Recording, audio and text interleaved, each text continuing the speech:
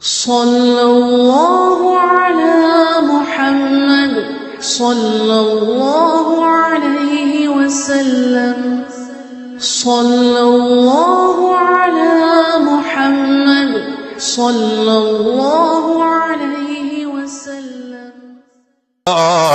ഞാൻ നന്ദി കെട്ടവനായി പോകുമല്ലോ. ഇത് പോകുന്നതിനാ മൈ ബോഡി മൈ ചോയ്സ് എന്ന് പറയുന്നത്. എന്റെ ബോഡി എന്റെ ചോയ്സാന്നാ പറയുന്നത്. മോനെ, എന്ത് ചോയ്സാന്നാ നീ പറയുന്നത്? കണ്ണാടി നോക്കിയിട്ട് നിന്റെ ചോയ്സ് ആക്കിയിട്ട് നീ താടി ഒപ്പിച്ചുകൊണ്ടിരിക്കുമ്പോ അല്ലെങ്കിൽ താടി വടിച്ചുകൊണ്ടിരിക്കുമ്പോ, താടി വടിക്കൽ സുന്നത്താണ് ഇതൊരു മുസ്ലിയാരും പറയൂല, ഒരു അലിമും പറയൂല, ഒരു വിവരമുള്ളവനും പറയൂല. താടി വെക്കല് സുന്നത്താ, താടി വടിക്കലോ തഹരീമിന്റെ കറാഹത്ത്. ഇത് പറയാത്ത ആലിമീങ്ങളുള്ളോ? വിവരം കെട്ട ചില ആളുകളുണ്ട്.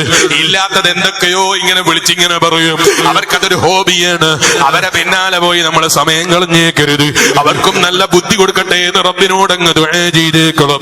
അള്ളാഹു അവരെയും നമ്മളെയും നന്നാക്കി തരട്ടെ. ആളുകൾക്കും മുഅ്മിനേ, താടി പഠിക്കാനുള്ളതല്ല, വെക്കാനുള്ളതാണ്. ഖബറിലേക്ക് പോകുന്ന സമയത്ത് ഹബീബ് നബി മുഹമ്മദുർ റസൂലുള്ളാഹി സ്വല്ലല്ലാഹു അലൈഹി വസല്ലം തങ്ങളുടെ ഒരു തിരുനോട്ടം കിട്ടണം എന്ന് വിശ്വസിക്കുന്ന മുഅ്മിനാണോ? അവിടെ എന്റെ മുഖത്തേക്കല്ലേ ആദ്യം നോക്കേണ്ടത്. ആ മുഖത്തേക്ക് നോക്കുമ്പോൾ അവിടുത്തെ സുന്നത്തെടുക്കാത്ത താടി വടിക്കുന്ന വിവരം കെട്ട മുസ്ലിമായി നമ്മൾ മാറിപ്പോയിക്കൂടാ. നന്ദിയില്ലാത്തവനായി നമ്മൾ മാറിപ്പോയിക്കൂടാ. സുന്നത്ത് ജീവിതത്തിൽ മുറുകെ പിടിച്ചു. മുസ്ലിയാരെ 2-3 താടി നരച്ചതില്ലേ, അത് നാട്ടുകാരൊക്കെ കാണൂലേ, അപ്പൊ പിന്നെ പഠിക്കാന്ന് തീരുമാനിച്ചതാണ്.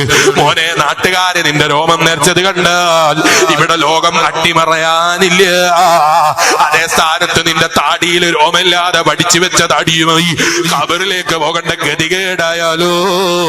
ഹബീബ് നബി മുഹമ്മദുർ റസൂലുള്ളാഹി സല്ലല്ലാഹു അലൈഹി വസല്ലം തങ്ങളും മലായികത്തും നമ്മളെ മുഖത്തേക്ക് നോക്കുമ്പോ ഒരു സുന്നത്ത് പോലും മുഖത്ത് കാണാനില്ലാത്തവനായി നമ്മൾ തരം താഴ്ന്നു പോയാൽ എത്ര വിവരം കെട്ടവന്. കേൾക്കുന്ന പെങ്ങളെ, തലമറക്കാതെ പുറത്തേക്ക് ഇറങ്ങുന്ന സ്വഭാവമില്ലേ? വീട്ടിൽ തിരിച്ചെത്തൂന്ന് ഗ്യാരണ്ടി പേപ്പർ എഴുതി തന്ന് ഏതെങ്കിലും ബാപ്പാനെ കാണിച്ചു തരൂ. തലമറക്കാതെ അങ്ങാടിയിൽ ഇറങ്ങിയിട്ട് മൈ ബോഡി മൈ ചോയ്സ് എന്ന് പറഞ്ഞിറങ്ങിപ്പോയ പെണ്ണ് വഴിയിൽ വെച്ച് മരിച്ചു പോയാൽ അള്ള ഇഷ്ടപ്പെടാത്ത രൂപത്തിൽ ഖബറിലേക്ക് അവസാന നിമിഷം പോലും പോകുന്ന ഗതികേട് ജീവിതത്തിൽ സമ്പാദിക്കുന്ന പെങ്ങളായി വയത് കേൾക്കുന്ന പെങ്ങളെ നമ്മൾ മാറിപ്പോയിക്കൂടാ. റബ്ബിന്റെ മുന്നിൽ ഹയാ ഉള്ളവനാകണമെന്ന് ഞാൻ പറഞ്ഞത്. അവനിലേക്ക് പോകുന്നതിനെ കുറിച്ച് ഓർമ്മയുള്ളവനാകണം. ആ പോകുന്ന യാത്രയുണ്ടല്ലോ, അവസാന വിജയുണ്ടല്ലോ, അത് മുത്തഖീങ്ങൾക്കുള്ളതാണ്. ആ മുത്തഖീങ്ങളുടെ അടയാളങ്ങൾ നമ്മളെ ജീവിതത്തിൽ കാണണം. ഓ ചെറുപ്പക്കാരാ, നിന്റെ പേന്റ് ഞെരിയാണിക്ക് ചുവട്ടിലിട്ട് വലിക്കുന്ന പേനായി കൂടാ. വയല് കേൾക്കുന്ന പെങ്ങള്, പേന്റൊന്ന് കയറ്റി വെച്ചിട്ട് കാലിന്റെ മേലെ ചരട് കെട്ടിയിട്ട് ഏതെങ്കിലും ചെറുപ്പക്കാരൻ കാലിന്റെ ചിത്രം നോക്കി രസിക്കട്ടെ എന്ന് വിചാരിക്കുന്ന പെങ്ങളായി പെങ്ങള് നമ്മൾ മാറിപ്പോയി കൂടാ.